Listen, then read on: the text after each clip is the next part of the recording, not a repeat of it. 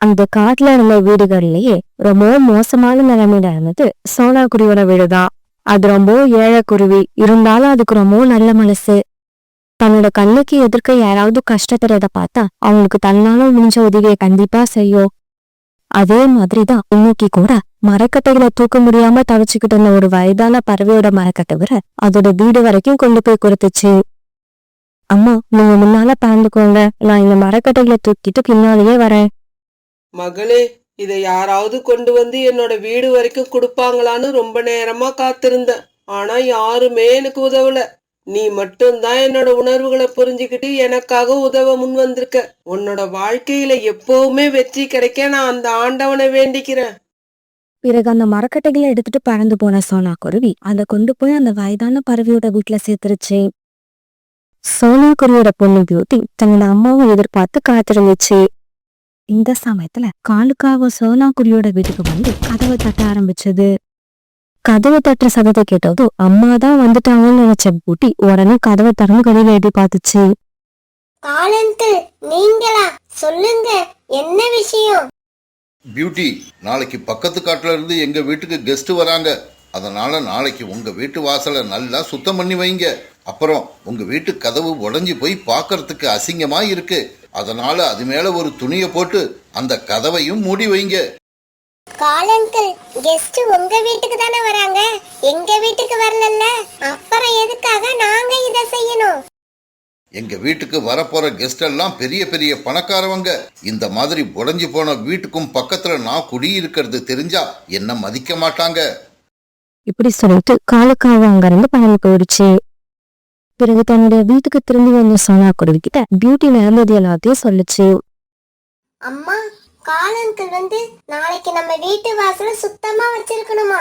அப்புறம் உடைஞ்சி போன கதவு மேல ஒரு துணியை போட்டு மூடி வைக்கணும்னு சொல்லிட்டு போனாங்க.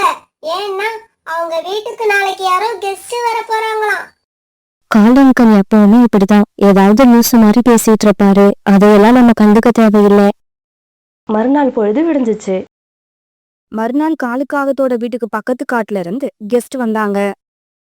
இப்படி வந்தவங்க சோனா குருவியோட வீட்டை பார்த்ததும் அங்கிருந்து ஒரு மரத்துல உட்கார்ந்தாங்க. இங்க பாத்தியா, காலுவோட வீட்டுக்கு பக்கத்துல இப்படி ஒரு கேவலமான வீடு இருக்கு. ஆனா காலு நம்ம கிட்ட பேசுறப்ப என்னமோ தன்னோட வீடு போயஸ் கார்டன்ல இருக்கிற மாதிரி பேசும். ஆமா ஆமா, காலுவோட வீட்டுக்கு போய் அதை கலாச்சிட்டு வருவோம் வா. காலு, உங்க வீட்டுக்கும் பக்கத்துல பெரிய பெரிய பணக்காரவங்க வீடு கட்டி இருக்காங்கன்னு சொன்ன.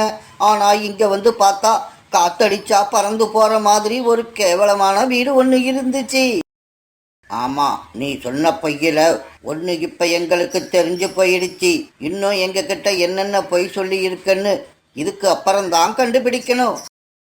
காலுக்காகத்தோட நண்பர்கள் இந்த மாதிரி பேசின உடனே காலுக்காகத்துக்கும் கோரிக்காகத்துக்கும் ரொம்பவும் அவமானமா இருந்தது.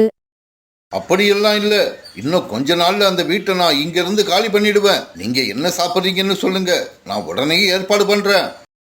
நீ முதல்ல அந்த வீட்டை காலி பண்ணு, நாங்க அதுக்கப்புறமா உன் கூட ஃப்ரெண்ட்ஷிப் வச்சுக்கிறோம். இப்படி சொல்லிட்டு காலுக்காகத்தோட நண்பர்கள் அங்க இருந்து பறந்து போயிட்டாங்க. காலுஜி, எனக்கு ரொம்ப அவமானமா இருக்கு. நேத்து நீங்க சோனா குருவி வீட்டுல போய் வீட்டை சுத்தமா வச்சுக்க சொல்லிட்டு வந்தீங்களா இல்லையா? கோரி, நீ சொன்ன மாதிரி தான் நான் சொல்லிட்டு வந்தேன். ஆனா சோனா குருவி தான் எதையுமே செய்யல. அதனாலதான் நமக்கு இவ்வளவு அவமானம் ஆயிடுச்சு. இதோ இப்பவே போறேன். அந்த சோனா குருவியை 4 வார்த்தை நறுக்குன்னு கேட்டுட்டு வரேன். இப்படி சொல்லிட்டு கோரிக்காக சோனா குருவியோட வீட்டை நோக்கி பறந்து போச்சு. நேத்து உன்னோட பொண்ணு கிட்ட காலுஜி வந்து வீட்டு வாசல சுத்தமா வைங்கன்னு உடைஞ்சு போன கதவு மேல ஒரு துணியை போட்டு வைங்கன்னு சொன்னாரா இல்லையா? நீங்க ஏன் அதை செய்யல? எங்களை அவமானப்படுத்துறதுக்காகவே இப்படி நடந்துக்கிறீங்களா? கோரியக்கா, இந்த வீடு எங்களோடது. இந்த வீட்டு கதவு உடைஞ்சிருந்தா அதை நினைச்சு நாங்க தான் அவமானப்படணும். நீங்க எதுக்காக அவமானப்படுறீங்க? எங்களை அவமானப்படுத்துறதும் இல்லாம அலட்சியமா வேற பேசுறியா? நான் இப்பவே போய் இதையெல்லாம் காலுஜி கிட்ட சொல்றேன். அதுக்கப்புறம் என்ன நடக்க போகுதுன்னு பாரு. நீங்க இந்த இடத்த விட்டு ஓட போறீங்க. இப்படி பேசின கோரிக்காவும் பிறகு சோனா குருவி வீட்டை விட்டு பறந்து போயிடுச்சு. வீட்டுக்கு போன கோரிக்காவும் சோனா குருவி சொன்னது எல்லாத்தையும் காலுக்காகத்துக்கிட்ட சொல்லுச்சு. நம்மளை இப்படி அவமானப்படுத்தின சோனா குருவியை நான் நிம்மதியா இருக்க விட மாட்டேன். நீங்க அடிக்கடி இப்படிதான் சொல்றீங்க, ஆனா எதுவுமே செய்ய மாட்டேங்கிறீங்க. எதுவுமே செய்யலையா? இன்னைக்கு பாரு, சோனா குருவி உணவு தேட போகட்டும். அந்த உடைஞ்சு போன வீடு அந்த இடத்துல இருந்ததுக்கான அடையாளமே இருக்காது. அந்த வீட்டை சுக்கு நூறா நொறுக்கி எரிஞ்சிடுறேன். மறுநாள் பொழுது விடிஞ்சிச்சு. மறுநாள் காலையில சோனா குருவி வழக்கம் போல பியூட்டியை கூப்பிட்டு உணவு தேட பறந்து போச்சு. அந்த சமயத்துல ஒரு பெரிய சுத்தியெல்லாம் எடுத்துக்கிட்டு சோனா குருவி வீட்டுக்கு போன காலுக்காக அந்த வீட்டை அடிச்சு உடைக்க ஆரம்பிச்சது. இப்படி அடிக்க ஆரம்பிச்ச காலுக்காக சீக்கிரமாவே அந்த வீட்டை தூள் தூளா உடைச்சு எரிஞ்சிருச்சு. இதுக்கப்புறம் அந்த சோனா குருவி இந்த வீட்டுல எப்படி வாழுதுன்னு நான் பாக்குறேன். இப்படி சொல்லி சந்தோஷப்பட்ட காலுக்காக அங்கிருந்து பறந்து போயிடுச்சு. பிறகு கொஞ்ச நேரம் கழிச்சு உணவு தேட போன சோனா குருவியும் பியூட்டியும் தங்களோட வீட்டுக்கு திரும்பி வந்தாங்க. இப்படி வந்தவங்க தங்களோட வீடு நிலைமைய பார்த்துட்டு கண்ணீர் விட்டு அழுதாங்க. என்னோட வீட்டை யாரு இப்படி உடைச்சு தருவது? கொஞ்சம் கூட இறக்கமே இல்லாத பறவைகள் போல இருக்கு. நானும் என்னோட பொண்ணு இதுக்கப்புறம் எங்க போய் தங்குவோம்? அம்மா அழாதீங்கம்மா, அமைதியா இருங்க. கண்டிப்பா அந்த காகங்கள் தான் இந்த வேலையை செஞ்சிருக்கணும். அவங்களுக்கு நாம இந்த இடத்துல வாழறது பிடிக்கவே இல்ல. பியூட்டி, இப்பவே கிளம்பு. இந்த மாதிரி மோசமான எண்ணம் கொண்ட பறவைகள் இருக்கிற இடத்துல நாம வாழ வேண்டாம். நாம வேற எங்கேயாவது போய் வீடு கட்டிக்கலாம். இப்படி சொன்ன சோனா குருவி பிறகு தனக்கு தேவையான முக்கியமான ஜாமான்களை எடுத்துக்கிட்டு தன்னோட பொண்ணையும் கூப்பிட்டுக்கிட்டு அந்த இடத்த விட்டு பறந்து போயிடுச்சு. சோனா குருவி இப்படி பறந்து போறத பார்த்துட்டு தன்னுடைய வீட்டு வாசல்ல உட்கார்ந்துள்ள காலுக்காகவும் கோரிக்காகவும் சந்தோஷப்பட்டாங்க. அப்பாடா, இந்த சோனா குருவியோட தொல்லை இன்னையோட விட்டுடுச்சு. கோரி, சோனா குருவிய காலி பண்ணுனது மட்டும் இல்ல, இதுக்கப்புறம் வேற எந்த ஏழப்பறவையும் இங்க வந்து வீடு கட்டாம பாத்துக்கணும். தன்னோட வீட்டை விட்டு கிளம்பின சோனா குருவியும் கூட்டுவோ இப்ப அங்க இருந்து ரொம்ப தூரத்துல இருந்த ஒரு மலைப்பகுதிக்கு வந்து சேர்ந்துட்டாங்க. இப்படி வந்த இவங்க ஒரு இடத்துல ஒரு வலிமையான மரம் ஒண்ணு இருக்கிறத பார்த்தாங்க. பியூட்டி, இந்த மரம் நான் நினைச்ச மாதிரி நல்ல வலிமையா இருக்கு. நாம இந்த மரத்துல இருந்து மரக்கட்டைகளை வெட்டி நமக்கான வீட்டை கட்ட ஆரம்பிப்போம். இந்த மாதிரி நினைச்ச சோனா குருவி பிறகு கோடாரியை எடுத்து அந்த மரத்தை கொஞ்சம் கொஞ்சமா வெட்ட ஆரம்பிச்சது. இப்படி வெட்ட ஆரம்பிச்ச கொஞ்ச நேரத்துல அந்த மரத்துக்குள்ள இருந்து ஏதோ ஒரு பொருள் கண்ணை பறிக்கிற மாதிரி மின்ன ஆரம்பிச்சது. இந்த மரத்துக்குள்ள இருந்து ஏதோ ஒரு பொருள் ரொம்பவும் வெளிச்சத்தை கொடுக்குது. அதை வெளியில எடுத்து என்னன்னு பாப்போம். இந்த மாதிரி நினைச்ச சோனா குருவி உடனே அந்த பொருளை மரத்துக்குள்ள இருந்து வெளியே எடுத்துச்சு. அந்த மரத்துக்குள்ள இருந்தது ஒரு பழைய காலத்து மண்பானை. ஆனா அந்த மண்பானை நிறைய கண்ணை பறிக்கிற வெளிச்சத்தோட தங்க காசுகள் இருந்துச்சு. அதை பார்த்த சோனா குருவியும் அது பொண்ணு பியூட்டியும் ரொம்பவும் சந்தோஷப்பட்டாங்க. அம்மா அம்மா, நம்ம கஷ்டமெல்லாம் தீர்ந்து போயிடுச்சு. இதுக்கப்புறம் நாம நினைச்சதை விட பெருசா ஒரு வீட்டை கட்டிக்கலாம். அது மட்டும் இல்ல பியூட்டி, நம்மள மாதிரி ஏழை பறவைகளுக்கு உதவி செஞ்சு அவங்களவே சந்தோஷப்படுத்தலாம். பிறகு அந்த பொற்காசுகள்ல இருந்து கொஞ்சம் பொற்காசுகளை எடுத்துக்கிட்டு மாய்க்கெடுத்து போன சோனா குருவி அதை விட்டு பணத்தை வாங்கிச்சு. பிறகு அந்த பணத்தை வச்சு ஒரு பெரிய அழகான வீட்டை விலைக்கு வாங்குச்சு. பிறகு சோனா குருவியும் பியூட்டிக்கும் அந்த வீட்டுல சந்தோஷமாவும் நிம்மதியாவும் வாழ ஆரம்பிச்சாங்க. அம்மா அம்மா, இந்த காட்டுல நான் ஒரு வயதான பறவைய பார்த்தேன். அவங்க தனியா இருந்து ரொம்ப கஷ்டப்படுறாங்க. அப்படியா பியூட்டி, நீ போய் அவங்கள நம்ம வீட்டுக்கு அழைச்சிட்டு வா. நான் அதுக்குள்ள கொஞ்சம் பொற்காசுகளை எடுத்துட்டு போய் காட்டுக்குள்ள இருக்க ஏழை பறவைகளுக்கு கொடுத்துட்டு வரேன். இப்படி சொன்ன சோனா குருவி பிறகு கொஞ்சம் பொற்காசுகளை எடுத்துக்கிட்டு பறந்து போச்சு. இந்த மாதிரி பறந்து போன சோனா குருவி அந்த காட்டுல இருக்கிற ஏழை பறவைகளை பார்த்து எல்லாருக்கும் பொற்காசுகளை கொடுத்து அவங்கள சந்தோஷப்படுத்துச்சு. இந்த விஷயம் கொஞ்சம் கொஞ்சமா காலுக்காகத்துக்கும் கோரிக்காகத்துக்கும் தெரிய ஆரம்பிச்சது. காலுஜி, உங்களுக்கு தெரியுமா, இங்க இருந்து ரொம்ப தூரம் தள்ளி இருக்கிற ஒரு மலைப்பகுதியில ஒரு குருவி வாழ்ந்து வருதாம். அது கஷ்டப்படுற ஏழை பறவைகளுக்கெல்லாம் தங்க காசு கொடுத்து உதவி பண்ணுதாம். என்னது, தங்க காசு கொடுக்குதா? அப்படின்னா நாமளும் போய் அந்த தங்க காசை வாங்கிக்கிட்டு வருவோம். எல்லா பறவைகளுக்கும் தங்க காசு கொடுக்குதுன்னா அது பெரிய பணக்கார பறவையா தான் இருக்க முடியும். இப்படி பேசிக்கிட்ட கால்கள் 2 பேரும் பிறகு மலைப்பகுதியை நோக்கி பறந்து போனாங்க. இப்படி பறந்து வந்தவங்க அங்க இருந்து ஒரு பெரிய வீட்டை பார்த்தாங்க. காலுஜி, இவ்வளவு பெரிய வீட்டை நான் இது வரைக்கும் பார்த்ததே இல்ல. கோரி, அந்த பணக்கார பறவை கண்டிப்பா இந்த வீட்டுல தான் இருக்கணும். வா, அந்த வீட்டு கதவை தட்டி பாப்போம். பிறகு காங்கள் 2 பேரும் அந்த வீட்டு கதவை தட்ட ஆரம்பிச்சாங்க. கதவு தட்ட சத்தத்தை கேட்டுட்டு சோனா குருவி கதவை திறந்து வெளியே எட்டி பார்த்துச்சு. சோனா குருவியை பார்த்த காலிக்காகவும் கோரிக்காகவும் அதிர்ச்சி ஆயிட்டாங்க. நீயா சோனா? நீயா சோனா இந்த வீட்டுல இருக்க? ஆமா, இது என்னோட வீடு. என்னோட வீட்டுல நான் இருக்காம வேற யாரு இருப்பான்? நான் ஏற்கனவே இருந்த வீட்ல என்னை இருக்க விடாம அந்த வீட்டை உடைச்சு என்னை அங்கிருந்து அனுப்புனீங்கல்ல, இப்ப என்னோட வீட்டை பாருங்க. இந்த வீட்டை நீங்க உடைக்க நினைச்சா உங்களோட ரெக்கைகள் தான் உடைஞ்சு போகும். காலுஜி, சோனா குருவி இவ்வளவு பெரிய பணக்காரி ஆகும்னு தெரிஞ்சிருந்தா நான் அந்த வீட்டை உடைக்க சொல்லி இருக்கவே மாட்டேன். இப்ப பாருங்க, இந்த காட்டுலயே பெரிய பணக்கார குருவியா மாறிடுச்சு. கோரி அக்கா, நான் ஒரு காலத்துல ஏழையா இருந்திருக்கலாம். ஆனா எப்பவுமே என்னோட மனசு பணக்கார மனசாதான் இருக்கு. ஆனா உங்ககிட்ட எவ்வளவு பணம் சேர்ந்தாலும் உங்களோட மனசு என்னைக்கும் ஏழையா தான் இருக்கு. இப்பவே இந்த இடத்த விட்டு கிளம்புங்க, இல்லைன்னா உங்களை நான் கழுத்தை பிடிச்சுதான் தள்ள வேண்டி வரும். இப்படியெல்லாம் சோனியா குருவி கிட்ட அவமானப்பட்டிருக்காங்க 2 பேரும். பிறகு அங்க இருந்து பறந்து போனாங்க. அந்த காட்டுல ஹோலி பண்டிகைக்கான சமயம் வந்துருச்சு. இன்னும் கொஞ்ச நாள் கழிச்சு வரப்போற ஹோலி பண்டிகையை கொண்டாட அந்த காட்டுல உள்ள பறவைகள் எல்லாம் தயாராகிட்டு இருந்தாங்க. புறான்னா, நாம எல்லாரும் இன்னைக்கு பக்கத்து காட்டுக்கு போய் ஹோலி பண்டிகை கொண்டாடுறதுக்கு தேவையான ஜாமான்களை வாங்கிட்டு வந்துடுவோம். போன தடவை வாங்கிக்கிட்டு வந்த கலர் எல்லாம் சீக்கிரமா தீர்ந்து போயிடுச்சு. இந்த தடவை நிறைய வாங்கிக்கிட்டு வரணும். போன தடவை வாங்கிட்டு வந்த கலர் எங்க வீட்ல இன்னும் மீதி இருக்கு. அதனால அதை வச்சு நான் இந்த தடவை ஹோலி பண்டிகையை கொண்டாடிடுவேன். ரீட்டா, ஹோலி பண்டிகை வருஷத்துக்கு ஒரு தடவை வருது. அதை சந்தோஷமா கொண்டாடணும். அந்த விஷயத்துல உன்னோட கஞ்சத்தனத்தை காட்டாத. இப்படி பேசிக்கிட்ட பறவைகள் எல்லாரும் பிறகு பக்கத்து காடை நோக்கி பறந்து போனாங்க. இப்படி போன எல்லாரும் வழியில இருந்த காங்களுடைய வீட்டுக்கு போய் சேர்ந்தாங்க. கோரி அக்கா, நாங்க எல்லாம் ஹோலி பண்டிகைக்கு தேவையான பொருட்களை வாங்குறதுக்காக பக்கத்து காட்டுக்கு போய்கிட்டு இருக்கோம். நீங்களும் எங்க கூட வரீங்களா? நாங்க 2 பேரும் நேத்து ராத்திரியில இருந்து இன்னும் சாப்பிடல. இந்த லட்சணத்துல நாங்க ஹோலி பண்டிகையை எப்படி கொண்டாட முடியும்?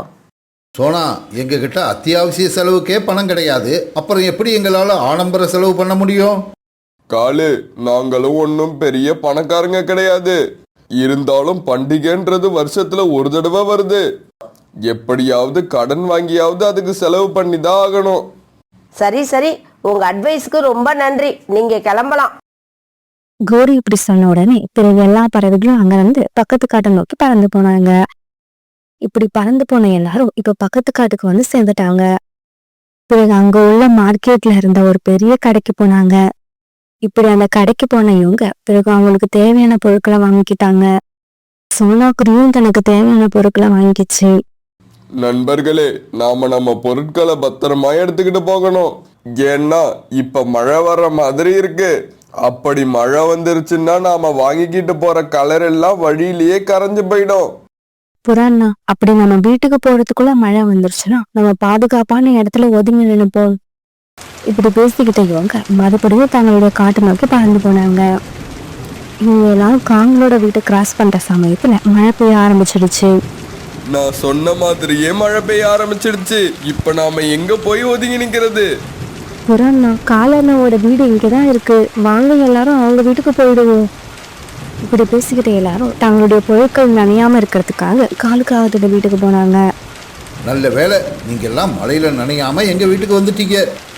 ஆமா, நீங்க எவ்வளவு நேரம் வேணாலும் எங்க வீட்டுல இருக்கலாம். ஆனா சாப்பிட மட்டும் எதுவும் கேட்க கூடாது. இப்படி சொன்ன கோரிக்காவும் பிறகு அவங்க எடுத்துட்டு வந்த மூட்டையை நோட்டை விட ஆரம்பிச்சது. எப்படி இருந்தாலும் இவங்க ஹோலி பண்டிகைக்காக இனிப்பு வாங்கிட்டு வந்திருப்பாங்க. அதை எப்படியாவது நாம திருடி ஆகணும். இப்ப என்ன பண்றது? இப்படி யோசிச்ச கோரிக்காவும் பிறகு அந்த பறவைகள்கிட்ட எப்படி பேச ஆரம்பிச்சது.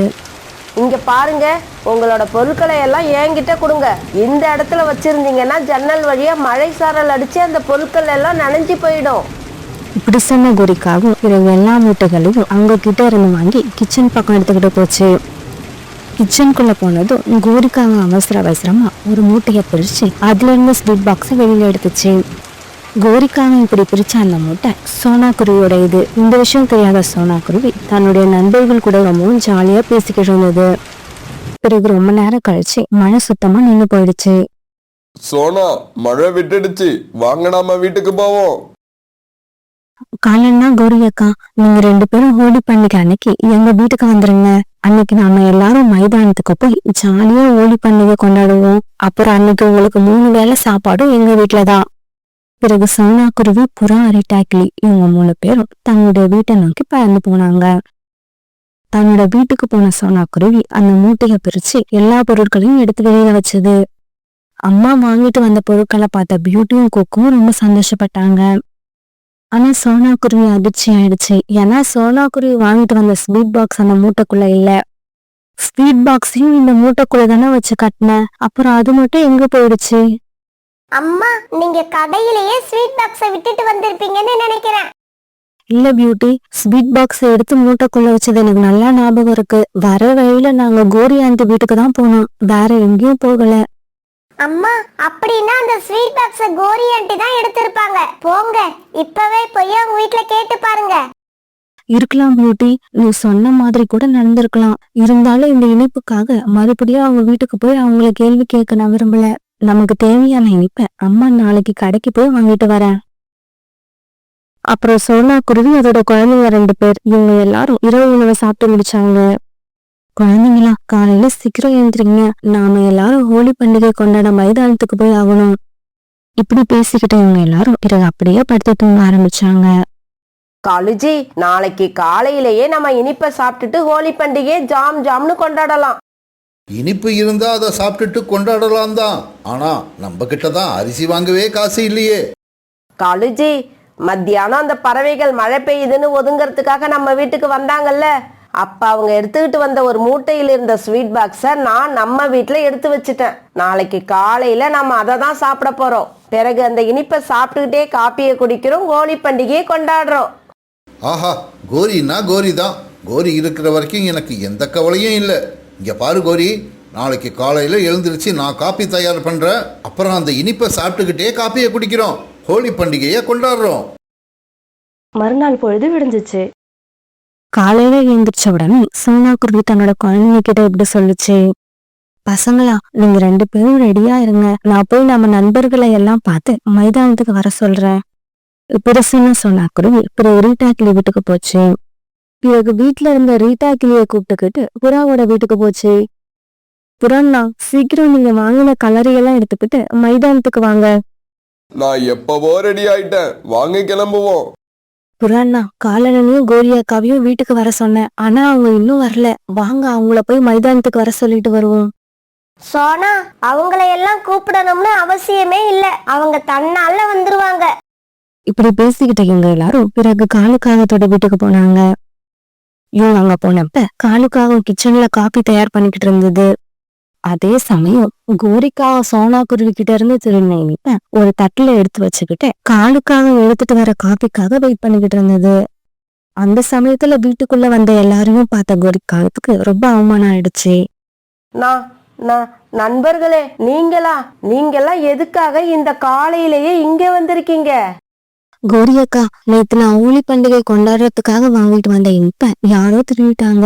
அதை நினைச்சு இவ்வளவு நேரம் வருத்தப்பட்டுக்கிட்டு இருந்தேன். பரவாயில்ல, இப்போ உங்க வீட்டுல உள்ள இனிப்பை சாப்பிட்டுட்டு ஹோலி பண்டிகையை கொண்டாடுறதா முடிவு பண்ணிட்டேன். சோனா குருவி சொன்னதை கேட்ட கோரிக்காக அவமானத்துல தலையை குனிஞ்சுக்கிச்சு. பிறகு கோரிக்காக தன்னோட ரெக்கையால அந்த இனிப்பு இருந்த பிளேட்டை சோனா குருவி பக்கம் நகர்த்தி வச்சிருச்சு. கோரி அக்கா, இதை எதுக்காக என்கிட்ட கொடுக்குறீங்க? வாங்க, நம்ம எல்லாரும் இந்த இனிப்பை எடுத்துட்டு மைதானத்துக்கு போவோம், அங்க போய் ஜாலியா ஹோலி பண்டிகை கொண்டாடுவோம். பிறகு இவங்க எல்லாரும் மைதானத்தை நோக்கி பறந்து போனாங்க. இதே சமயம் அந்த காட்டுல இருந்த சின்ன குழந்தைங்களும் மைதானத்துக்கு வந்து சேர்ந்துட்டாங்க. இப்படி வந்து சேர்ந்த பறவைகள் எல்லாரும் ஒருத்தர் மேல ஒருத்தர் வண்ணம் பூசிக்கிட்டு ரொம்பவும் சந்தோஷமா இருந்தாங்க. காலுக்காகத்து மேல நிறைய கலர் பட்டதால அது பார்க்கவே ரொம்ப அழகா இருந்தது. பிறகு பூரா சோனா குருவி மேல வண்ணப்பொடியை விட்டு எறிஞ்சிட்டு அங்க வந்து தப்பிச்சு போயிடுச்சு. அந்த காட்டுல இருந்த பறவைகள் எல்லாரும் அந்த சமயத்துல ரொம்ப சந்தோஷமா இருந்தாங்க. இந்த ஹோலி பண்டிகைய ஏழை பணக்கார இப்படி எந்த வித்தியாசமும் இல்லாம எல்லா பறவைகளும் ஒன்னா சேர்ந்து ரொம்பவும் மகிழ்ச்சியா கொண்டாடினாங்க.